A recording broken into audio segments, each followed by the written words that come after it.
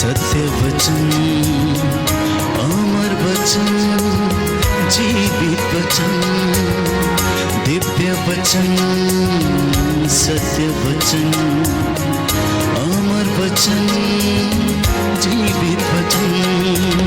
साई दा बामा बनी दा बामा बगरे रे सा नी रे सा नी रे सा नी रे सा नी रे सा। दिव्य वचन, सत्य वचन, अमर वचन, जीवित वचन, दिव्य वचन, दिव्य वचन।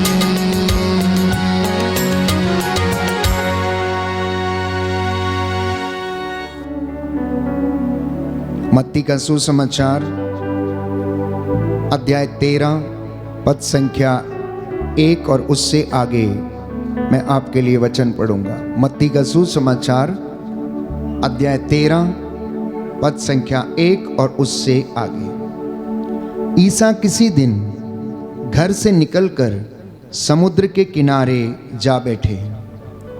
उनके पास इतनी बड़ी भीड़ इकट्ठी हो गई कि वे नाव पर चढ़कर बैठ गए और सारी भीड़ तट पर बनी रही। उन्होंने दृष्टांतों द्वारा उन्हें बहुत सी बातों की शिक्षा दी। उन्होंने कहा, सुनो, कोई बोने वाला बीज बोने निकला। बोते बोते कुछ बीज रास्ते के किनारे गिरे और आकाश के पक्षियों ने आकर उन्हें चुग लिया। कुछ बीज पथरीली भूमि पर गिरे, जहां उन्हें अधिक मिट्टी नहीं मिली। वे जल्दी ही उग गए, क्योंकि उनकी मिट्टी गहरी नहीं थी। सूरज चढ़ने पर वे झुलस गए और जड़ न होने के कारण सूख गए। कुछ बीज कांटों में गिरे और कांटों ने बढ़कर उन्हें दबा दिया। कुछ बीज अच्छी भूमि पर गिरे और फल लाए, कुछ 100 गुना, कुछ 60 गुना और कुछ 30 गुना। जिसके कान हो वह सुन ले, जिसके कान हो वह सुन ले। प्रियजनों, यीशु की शिक्षा बड़ी निराली थी, अलग हटके थी। इस दुनिया में अनेक संत महात्मा, अनेक गुरु, अनेक शिक्षक हुए हैं, अनेक उपदेशक हुए हैं, लेकिन यीशु की जैसी शिक्षा ना तो आज तक किसी ने दी, ना कोई दे सकता है, क्योंकि उनके बोलने का अंदाज अलग था, उनकी शैली अलग थी। रोज़मर्रा की ज़िंदगी से वो उदाहरण लेते और लोगों को समझाया करते थे। अब वो पहाड़ी पर बैठ जाते हैं और लोगों को बुलाते हैं और कहते हैं कि सुनो, एक बीज बोने वाला बीज बोने के लिए निकला। आप में से बहुत से लोग किसान होंगे जिन्होंने कभी ना कभी अपने खेत में बीज बोया होगा। और किसान बीज बोने से पहले मैं समझता हूं कि अपने खेत को बहुत अच्छी तरीके से तैयार करता है। उसे 3-4 बार जोतता है, उसमें पानी डालता है, मिट्टी को भुरभुरा बनाता है और उसको लेवल करता है। लेवल करने के बाद उसके ऊपर बीज छिटकता है और वो बीज अच्छी भूमि पर गिरते हैं और वो 100 गुना फल लाते हैं।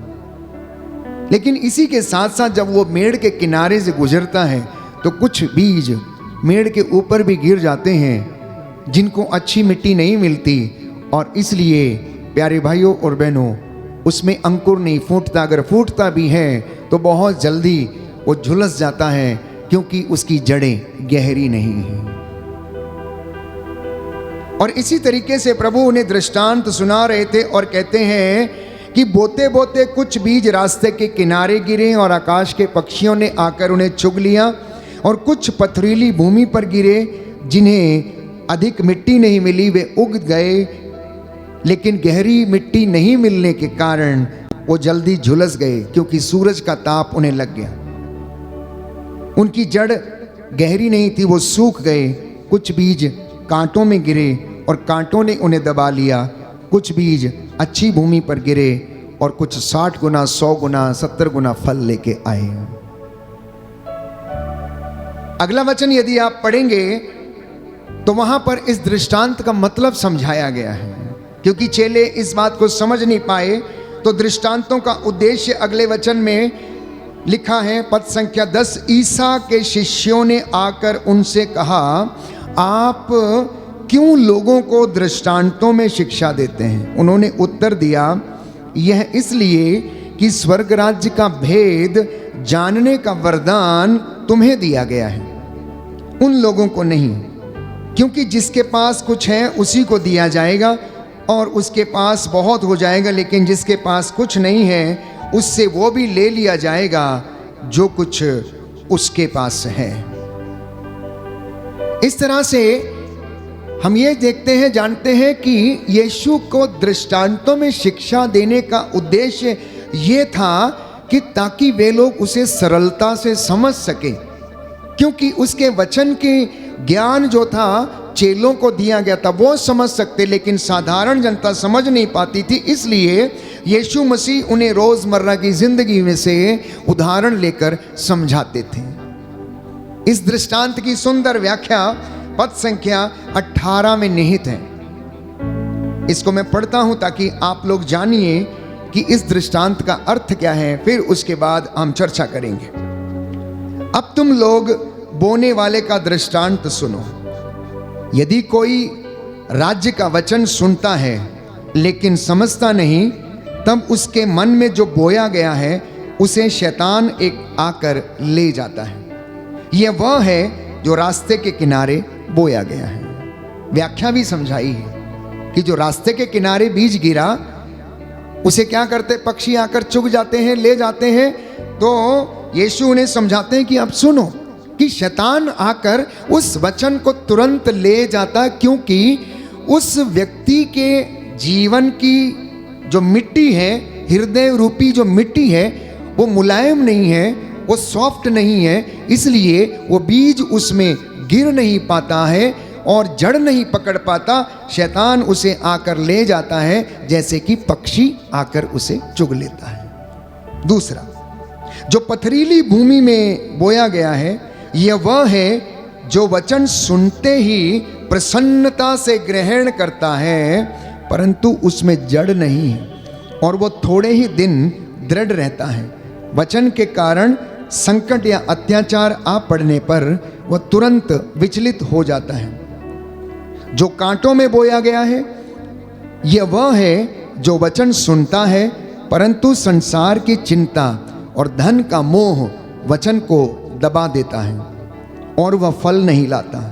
जो अच्छी भूमि में बोया गया है, यह वह है जो वचन सुनता और समझता है और फल लाता है, कोई 60 गुना, कोई 100 गुना और कोई 30 गुना। तो ये अच्छी भूमि कौन है? पथरीली भूमि कौन है? रास्ते के किनारे वाली भूमि कौन है? मैं समझता हूं कि जो वचन सुनते हैं उनमें से ही कुछ लोग पथरीली भूमि के समान हैं, कुछ लोग उपजाऊ भूमि के समान हैं, तो कुछ लोग ऐसी भूमि के समान हैं जिनकी बहुत ज्यादा कठोर है।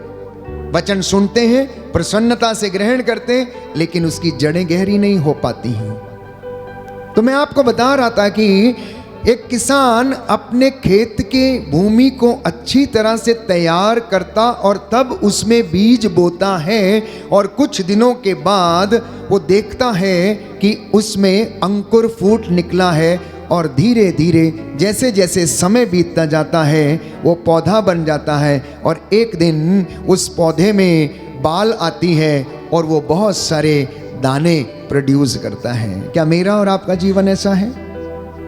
सैकड़ों वर्षों से हमने वचन को सुना है और सुनते आए, हमारे पूर्वज, दादा, परदादा, नाना, नानी और हमारी पीढ़ियां जो वचन सुन रही हैं हर दिन, हर पल, हर क्षण, क्या ये वचन 100 गुना, 60 गुना, 30 गुना फल उत्पन्न कर रहा है या नहीं? ये मनन चिंतन का विषय है। अब मैं एक सवाल आपसे पूछना चाहता हूं कि क्या किसान ने कमजोर बीज बोया था, जिसकी वजह से उसमें 30 गुना फल आया, या उसने कुछ ज्यादा उपजाऊ या अच्छा बीज बोया था, 100 गुना फल आया? कैसा बोया होगा बताइए? किसान जब बीज बोता है वो एक एक बीज को देख के बोता है, क्वालिटी का सीड लेकर आता है, पूरा बैग खरीद के लाता है। जो ए ग्रेड आजकल की तकनीक में जो आधुनिक खेती करते हैं, हाइब्रिड सीड्स बोते हैं, वो देखते हैं कि एक भी बीज उसमें से खराब ना हो, एक भी बीज उसमें से खराब ना हो, और वो जाके खेत में छिड़कता है। अब इसमें कमी किसकी है? बीज की कमी है या किसान की कमी है? किसकी कमी है? किसकी कमी है? मिट्टी की कमी है।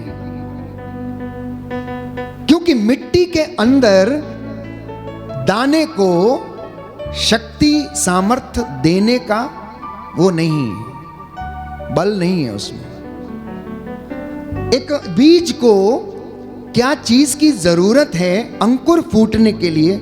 उसे मिनरल की जरूरत है, गर्मी की जरूरत है, नमी की जरूरत है, जिससे कि वो दाना फूटे और उसमें से अंकुर निकले। जमीन उसको नहीं दे पाती, जमीन उसको नहीं दे पाती है। और जब जमीन उसको नहीं दे पाती है तो वो जो दाना है वो पूर्ण रूप से विकसित नहीं हो पाता है। इसलिए उसके दाने, उसकी बाल कमजोर पड़ जाती है। लेकिन जहां पर नमी अच्छी है, जहां पर खेत अच्छा है, जहां पर उर्वरा शक्ति अच्छी है, जहां पर मिट्टी में सब तरीके के मिनरल्स मौजूद हैं, उसमें जिंक है, मैग्नीशियम है, कैल्शियम है, सब चीजों मौजूद है, वहां पर वो अच्छी फसल लाता है। क्या मैं और आप, क्या मेरा और हृदय, आपका हृदय ऐसा नहीं बन सकता? क्या ये उपजाऊ नहीं बन सकता? क्या इसमें वो ताकत नहीं आ सकती ताकि ये वचन को बढ़ने के लिए, वचन को विकसित होने के लिए हमें सहायता दे? ये सहायता हमें कहाँ से मिलती है? ये सहायता पवित्र आत्मा के सामर्थ्य से मिलती है। ये सहायता हमें आध्यात्मिक जीवन में बढ़ने से मिलती है। ये सहायता पवित्र संस्कारों को योग्यता से ग्रहण करने में मिलती है। ये सहायता पवित्र यूकरिस्त का संस्कार ग्रहण करने, पश्चाताप का संस्कार ग्रहण करने से हमें ये सहायता मिलती है कि जब ये वचन रूपी बीज बोया जाता है हमारे अंदर, तो प्यारे भाइयों और बहनों, आत्मा के सामर्थ्य से ये विकसित होता है, अन्यथा दूसरी चीज़ों से ये विकसित नहीं हो सकता है। इसलिए अपने हृदय को उपजाऊ बनाना। आज का सुसमाचार हमने सुना था, मार्कुस के सुसमाचार अध्याय 12 में हमने सुना था कि एक शास्त्री यीशु के पास आता है और कहता है कि सबसे बड़ी आज्ञा कौन सी है? और यीशु ने उससे कहा कि सबसे बड़ी आज्ञा तो एक ही है, हे इज़राइल सुनो, तुम्हारा एक ही ईश्वर है, उसको छोड़कर कोई दूसरा ईश्वर नहीं, उसको अपने सारे हृदय, सारी शक्ति से, सारे मन और सारी आत्मा से प्यार करना। ये ताकत हमें कहाँ से आती है? ये ताकत प्यारे भाइयों और बहनों, बाइबल कहती है पिता जिन्हें चाहता है उन्हें ऊंचा उठाता, जिन्हें नहीं चाहता उन्हें अधोलोक से भी नीचे गिरा देता है। जिन्हें चाहता है, जिन्हें वो पसंद करता है, जिन्हें वो अपनी ओर आकर्षित करता है, वो उसकी ओर आते और उन्हें ये सामर्थ्य मिलता है। तो ये वचन जो आपके जीवन में बोया जाता है, रोज प्रचारक के माध्यम से, मिस्सा बलिदान के दौरान, साधनाओं के दौरान, या अन्य जहां कहीं भी आप वचन सुनते हैं, ये वचन किसान आपके जीवन में बोते चला जाता है, बोते चला जाता है। इतना ही नहीं, ईश्वर के राज्य की शुरुआत बड़ी छोटी सी होती है। ईश्वर के राज्य की शुरुआत बड़ी छोटी सी होती है। कहीं पर कोई व्यक्ति गया, वहाँ पर प्रभु का नाम सुना के आया, वचन सुना के आया और वहाँ से आगे बढ़ गया, और वो धीरे धीरे वहाँ पर विश्वास रूपी बीज जो बोया गया था वो बढ़ने लगता है। और बाइबल कहती है राई के दाने से उसकी शुरुआत होती। राई का दाना छोटा दाना है, मिट्टी में बोया जाता है, लेकिन वो पौधा बनता, चिड़ियाँ आकर उसके ऊपर बसेरा करती। ईश्वर के राज्य की शुरुआत भी ऐसी ही है, छोटी सी शुरुआत है। हम जानते हैं कि कलीसिया के 12 स्तंभ, प्यारे भाइयों और बहनों, उन पर कलीसिया की शुरुआत हो गई और आज वो पूरे संसार में, पूरे विश्व में प्रसिद्ध है। एक छोटी सी शुरुआत थी। यीशु के अनुयायी जो उसके लिए, जिन्होंने अपना जीवन कुर्बान कर दिया। तो इसलिए आज का जो ये वचन आप सुन रहे हैं, इसलिए इस वचन को अपने जीवन में धारण करना। दाहिना हाथ उठाएं और मेरे पीछे बोले, परमेश्वर मुझे साफ कर, परमेश्वर मुझे साफ कर, यीशु मुझे शुद्ध कर। यीशु मुझे शुद्ध कर। आज का वचन आज का वचन मेरे हृदय में बोया जाए, मेरे हृदय में बोया जाए, 100 गुना फल लाए। 100 गुना फल लाए। हालेलुया, हालेलुया, हालेलुया। हालेलुया। हे प्रभु यीशु, हे प्रभु यीशु, आज का ये वचन आज का ये वचन मेरे लिए है। मेरे लिए मैं है। विश्वास करता हूँ मैं विश्वास करती आप मुझसे बातें कर रहे हूँ, हैं। आप मुझसे बातें कर रहे हैं। हालेलुया, हालेलुया, हालेलुया। हालेलुया। हे प्रभु यीशु, हे प्रभु यीशु, आपके पवित्र वचन आपके पवित्र वचन आत्मा और जीवन है। आत्मा और जीवन है। इन वचनों के द्वारा इस वचनों के द्वारा मेरे परिवार में, मेरे परिवार मेरे में, जीवन में मेरे जीवन में आशीष प्रदान कीजिए। आशीष प्रदान कीजिए। हालेलुया, हालेलुया, हालेलुया। हालेलुया। तो वचन तो बो दिया जाता है और उग भी आता है, लेकिन आगे का काम शुरू होता है तब जब आप उस वचन के द्वारा काम करना शुरू करते हैं, अपने घर में, अपने परिवार में, या आप जहां कहीं भी रहते हैं। कैसे काम शुरू होता है? आपने वचन सुना, वचन को ग्रहण किया, आपने मन में निर्धारित किया, संकल्प किया कि अब मैं जाकर इस वचन के अनुसार जीवन जीऊंगा, मैं जीवन बिताऊंगा और मैं कोशिश करूंगा। बहुत बार आप सफल होते हैं और बहुत बार असफल भी हो जाते हैं। खैर, चिंता करने की जरूरत नहीं है। एक सुंदर वचन है, योशुआ नबी का ग्रंथ अध्याय 24 पद संख्या 15 में लिखा है कि मैंने अपने परिवार के साथ निर्णय किया है कि आज के बाद मैं और मेरा परिवार ईश्वर की सेवा करेंगे। तुम्हें जो करना है तुम वो करो, लेकिन मैंने और मेरे परिवार ने निर्णय किया है कि मैं और मेरा परिवार ईश्वर की सेवा करेंगे। लिखा है, यदि तुम ईश्वर की उपासना नहीं करना चाहते तो आज ही तय कर लो कि तुम किसकी उपासना करना चाहते हो। उन देवताओं की जिनकी उपासना तुम्हारे पूर्वज नदी के उस पार करते थे, अथवा अमोरियों के देवताओं की जिनके देश में तुम रहते हो। मैं और मेरा परिवार हम सब प्रभु की उपासना करना चाहते हैं। लोगों ने उत्तर दिया, प्रभु को छोड़कर अन्य देवताओं की उपासना करने का विचार हमसे कोसों दूर है। हमारे प्रभु ईश्वर ने हमें और हमारे पूर्वजों को दास्ता के घर से, मिस्र देश से निकाल लिया है। उसी ने हमारे सामने महान चमत्कार दिखाए हैं। हम बहुत लंबा रास्ता तय कर चुके हैं, बहुत से राष्ट्रों से होकर यहाँ तक आए हैं और सर्वत्र उसी ने हमारी रक्षा की है।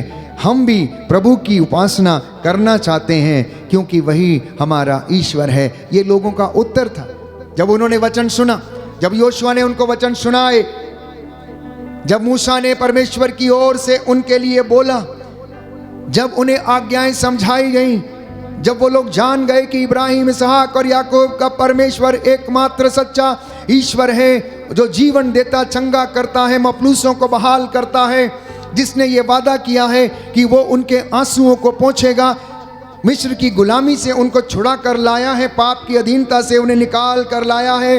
अब वो प्रभु उनके लिए चिन्ह और चमत्कार दिखाएगा। इसलिए योशुआ लिखता है, प्यारे भाइयों और बहनों, कि तुम आज अपने आप को पवित्र करो और कल प्रभु तुम्हारी आंखों के सामने चमत्कार करेगा। बोलो आमीन, आमीन, हालेलुया, हालेलुया, हालेलुया, हालेलुया, हालेलुया। हालेलुया। योशुआ ने लोगों से कहा, योशुआ ने लोगों से कहा, अपने को पवित्र बनाए रखो, अपने को पवित्र बनाए रखो, क्योंकि कल प्रभु तुम्हारी आंखों के सामने तुम्हारी आंखों के सामने चमत्कार करेगा। चमत्कार करेगा। Hallelujah, hallelujah. हे प्रभु यीशु, हे प्रभु यीशु, मुझे शुद्ध कीजिए, मुझे साफ कीजिए, मुझे पवित्र कीजिए, मुझे पवित्र जिससे कीजिए, कि मैं जिससे कि आपकी मैं महिमा देख सकूं, आपकी महिमा चमत्कारों देख को देख सकूं। चमत्कारों को देख सकूं। हालेलुया, हालेलुया, हालेलुया। हालेलुया। तो उस भूमि को उपजाऊ बनाने के लिए पवित्रता सबसे पहला माध्यम है। पवित्रता सबसे पहला माध्यम है। दूसरा माध्यम है विश्वास। विश्वास के साथ जो बीज को, वचन रूपी बीज को हम ग्रहण करते हैं, अब वो फलवंत होना शुरू हो। तीसरा माध्यम है प्यारे भाइयों और बहनों, प्रभु की सेवा, जैसा कि योशुआ ने स्वीकार किया। हम में से बहुत से लोग सोचते हैं कि जब तक हमारे पास पर्याप्त धन नहीं होगा तब तक हम सेवा नहीं कर सकते। प्रभु आपकी बड़ी सेवा नहीं चाहता, छोटी छोटी सेवा चाहता है।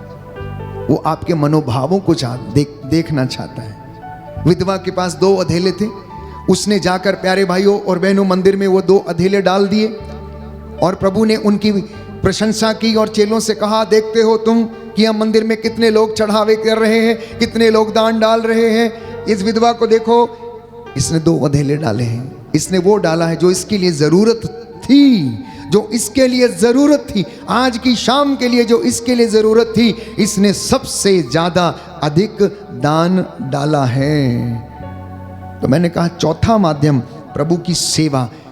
प्रभु की सेवा अपने परिवार के साथ मिलकर, किसी को दिखाने के लिए नहीं, कहने के बाद नहीं, छोटे छोटे काम, प्रभु के मंदिर की सीढ़ियों को साफ करना, प्रभु के मंदिर की वेदी को सजाना, प्रभु के मंदिर की देखभाल करना, प्रभु के लोगों की देखभाल करना, लाचार, भिखमंगे और ऐसे जिनके घर नहीं, छत नहीं, उनके साथ वचन को साझा करना, उन्हें सांत्वना देना और उनके लिए प्रबंध करना, ये परमेश्वर हमसे सेवा के रूप में चाहता है। हालेलुया, हालेलुया, हालेलुया। यीशु की स्तुति हो, यीशु की स्तुति हो, यीशु को धन्यवाद, यीशु को धन्यवाद, यीशु की आराधना हो, यीशु की आराधना यीशु हो, की महिमा हो, यीशु की महिमा यीशु हो, को धन्यवाद, यीशु को धन्यवाद। हालेलुया, हालेलुया, हालेलुया। हालेलुया। तो आप में से लोग चमत्कार देखना चाहते हैं? You want to see miracles?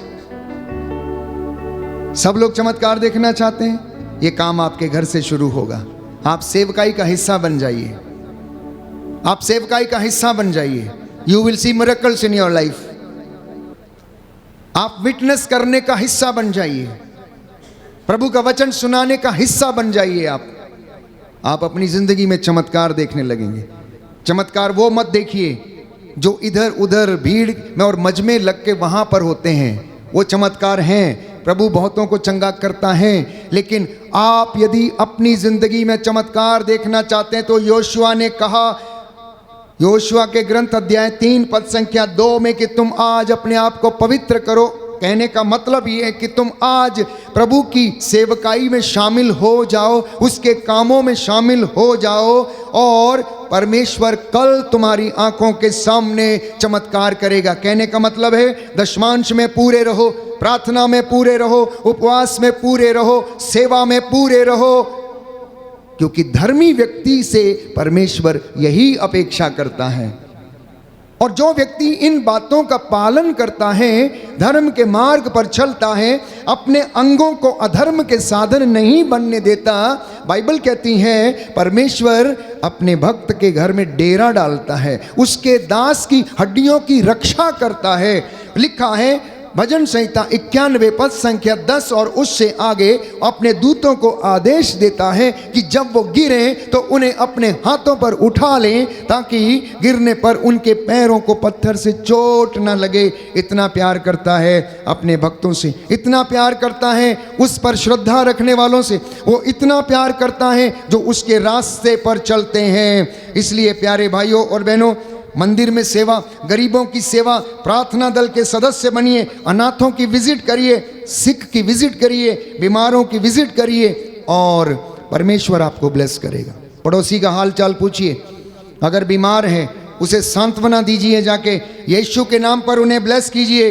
प्यारे भाइयों और बहनों, अब बात यह है, आपके पास यीशु होगा तभी आप दे सकते हैं। अगर यीशु है नहीं तो आप कहाँ से देंगे? इसलिए आप जाते नहीं मिलने के लिए, क्योंकि यू डोंट हैव जीसस। आपके पास यीशु नहीं है। अगर यीशु है तो आप जाएंगे, आप मिलेंगे और उसे यीशु के नाम पर आप ब्लेसिंग देकर आएंगे। क्योंकि हमारे पास वो नहीं है, हमारे पास वो नहीं रहता, इसलिए हम मिलने जाते नहीं। हमारे पास कोई और रहता है। हमारे पास धन, लोभ, लालच, हर प्रकार की सांसारिक चीज़ों में हम व्यस्त रहते हैं, इसलिए हम वो चीज़ें देकर आते हैं क्या आप जब आप गरीब बीमार के पास जाते हैं, क्या आप में से कभी किसी ने उसे 100 रुपया दिया?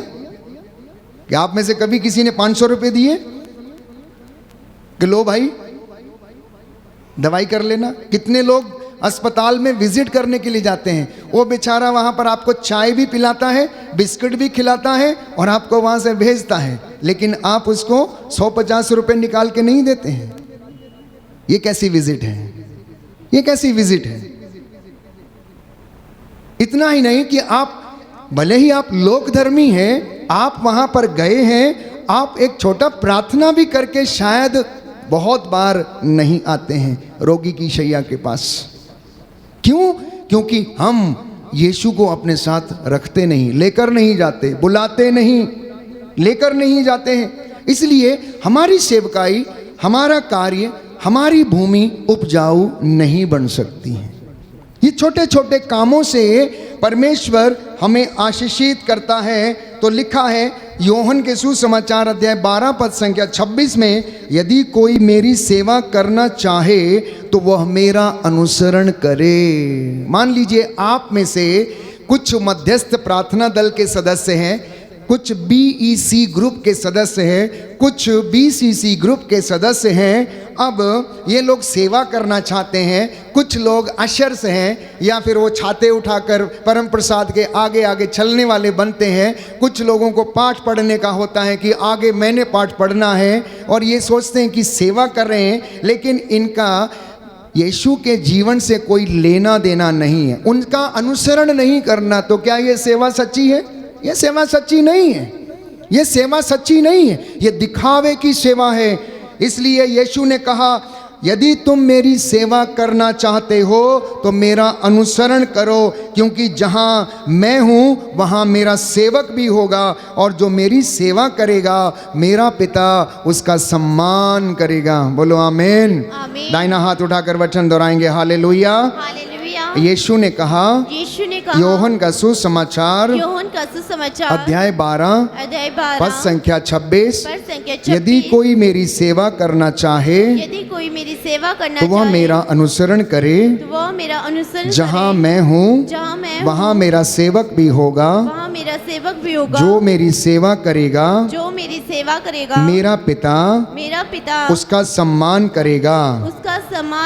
हालेलुया, हालेलुया, हालेलुया। कौन सम्मान करेगा?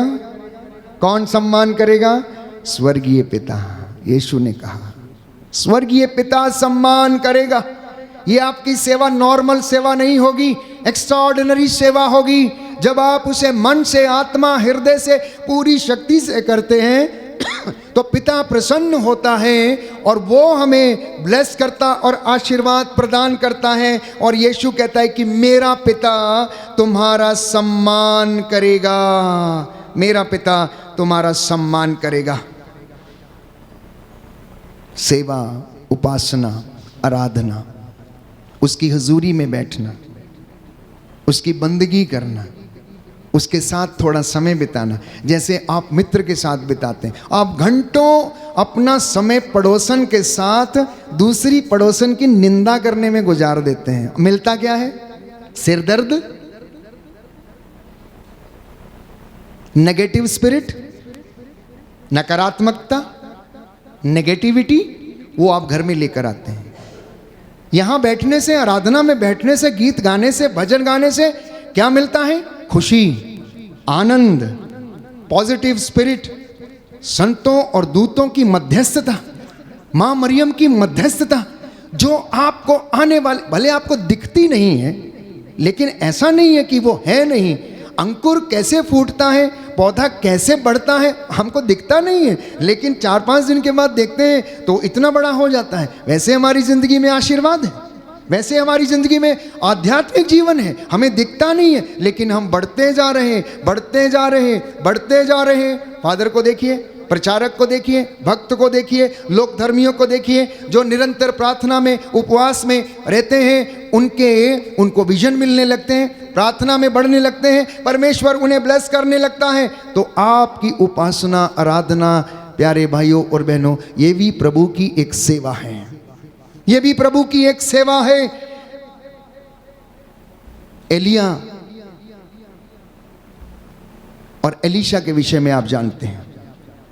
एलीशा ने प्रभु को भेंट चढ़ाई और भेंट चढ़ाने के बाद प्रभु को उसने धन्यवाद दिया। यीशु ने कहा कि मैं अपनी सेवा कराने नहीं बल्कि मैं सेवा करने के लिए आया हूं। मैं अपनी सेवा कराने के लिए नहीं आया हूं। इसलिए उसने अपने चेलों के पैर धोए। कौन ऐसा गुरु, कौन ऐसा महात्मा, कौन ऐसा व्यक्ति है जिसने अपने चेलों के पैर धोए और उन्हें यह पाठ पढ़ाया कि जैसा मैंने तुम्हारे साथ किया वैसा तुम भी एक दूसरे के साथ किया करो।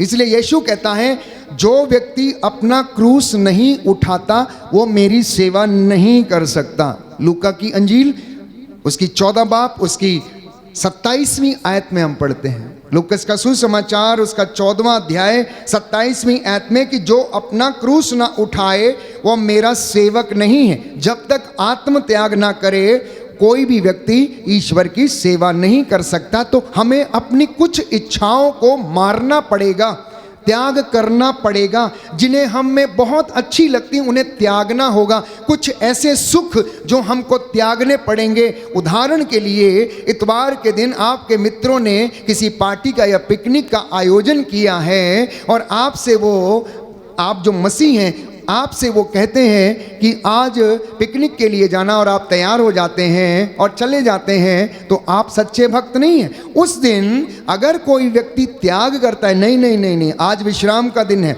मैं पहले चर्च जाऊंगा, पहले मैं परम प्रसाद ग्रहण करूंगा, प्रभु का दिन पवित्र रखूंगा, उसके बाद मैं दूसरे कार्य करूंगा, क्योंकि हमारा पवित्र शास्त्र हमें इस बात की इजाज़त नहीं देता कि हम ईश्वर के दिन का उल्लंघन करें, बल्कि पवित्र बाइबल ये कहती है कि ईश्वर का दिन पवित्र रखो, उसके दिन का आदर करो, क्योंकि जो उसके समय से चोरी करता है वो सबसे बड़ा चोर है। ईश्वर के समय से समय चुराने वाला सबसे बड़ा चोर कहलाता है। इसलिए प्यारे भाइयों और बहनों, जब तक आप और मैं आत्म त्याग नहीं करते तब तक हम आशीष ग्रहण करने में असमर्थ रहते हैं। लूकस का सुसमाचार अध्याय 8 पद संख्या 1 से 3 कि हम सेवा करने वाले बने, ना कि सेवा कराने वाले बने। अपनी संपत्ति से आप सेवा करें, अपने धन से आप सेवा करें, आपके पास जो है उसके द्वारा आप सेवा करें। आप अपने घर की चीज़ों को सेवकाई के लिए देने की कोशिश करें। मैंने देखा है कई बार कोई व्यक्ति गांव में या अन्यत्र कोई चर्च में अगर फंक्शन है तो वो अगर उनके घर से गाड़ी भी लाते हैं या ट्रैक्टर भी लाते हैं तो किराया लेते हैं, उसका भी किराया लेते हैं।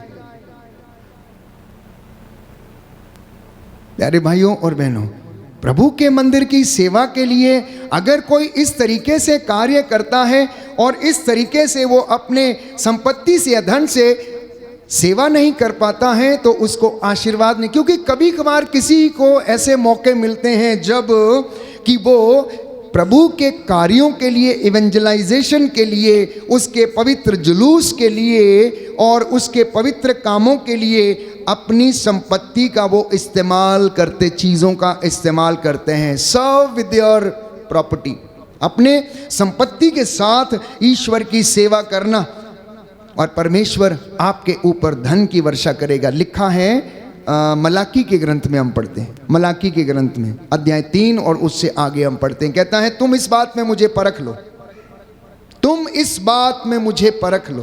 कहता है तुम अपनी भेंटें मेरे मंदिर में लेकर आओ और देखो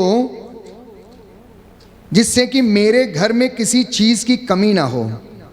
आपके लिए वचन पढ़ूंगा, मलाकी का ग्रंथ अध्याय 3 पद संख्या 6 से पढ़ते हैं। मैं प्रभु ईश्वर बदलता नहीं, इसलिए हे याकूब की संतान तुम्हारा विनाश नहीं हुआ। अपने पूर्वजों के समय से तुम मेरी विधियों की अवहेलना कर उनका पालन नहीं करते आए हो।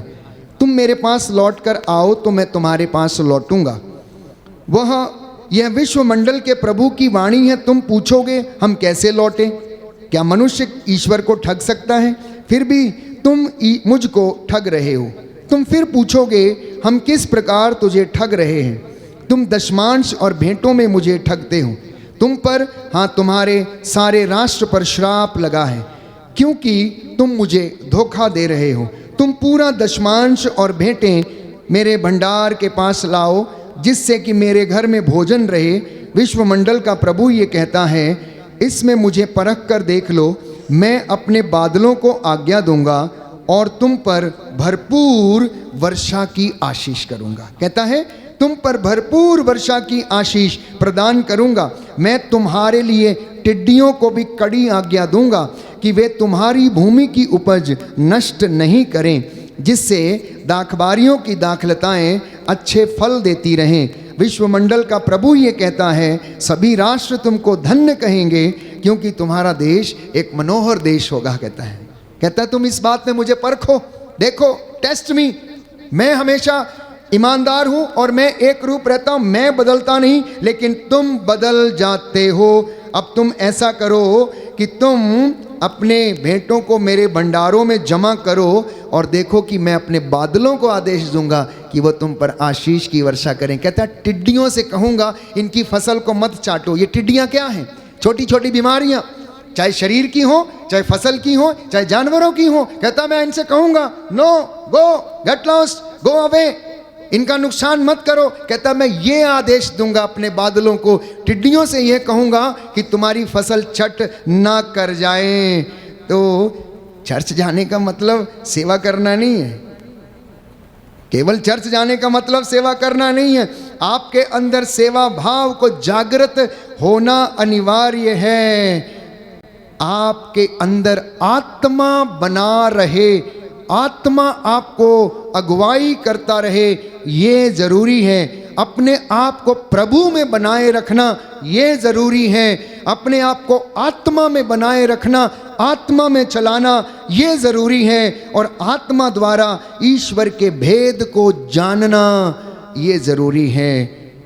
ये जरूरी है प्यारे भाई और बहन। बिना आत्मा के हम लोग कुछ भी नहीं कर सकते हैं। बिना आत्मा के हम लोग कुछ भी नहीं कर सकते हैं। इसलिए अब आप एक दूसरे के लिए प्रार्थना करना, ताकि हर व्यक्ति परमेश्वर के इस वचन को समझे। और एक आखिरी बात कि अंगीकार करना सीखिए।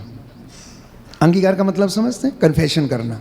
कन्फेशन करना कि परमेश्वर मेरा मुक्तिदाता है, परमेश्वर चंगाई दाता है। यहोवा परमेश्वर जो मफलूसों को बहाल करता है वो मेरा खुदा है। मैं उस पर ईमान रखता हूँ। वो मुझे बड़ी आशीषें और बरकतें देता है। रोज उसकी महिमा के गीत गाना, अपने घर में सुबह उठ के हुए और शाम को गीत भजन गाते हुए उसकी स्तुति करना, क्योंकि अंगीकार करने का प्रभाव जानते हैं आप लोग? Do you know the effect of confession? I will tell you. लूकस का सुसमाचार अध्याय 12 पद संख्या 8 और 9। Gospel of Saint Luke chapter 12 verse 8 and 9 लिखा है, जो मुझे स्वीकार करेगा मैं भी उसे स्वीकार करूंगा। कहता है जो मुझे स्वीकार करेगा मैं भी उसे स्वीकार करूंगा। जो मुझे अस्वीकार करेगा मैं भी उसे अस्वीकार करूंगा। जो मेरा नाम लेगा पिता के सामने मैं भी खड़ा होके उसका नाम लूंगा और मैं उसे स्वीकार करूंगा। जब मैं अंगीकार करता हूं तो प्यारे भाइयों और बहनों, मेरा दर्द प्रभु का दर्द बन जाता है। उसका दुख भोग मेरा दुख भोग बन जाता है। उसका पैशन मेरा पैशन बन जाता है।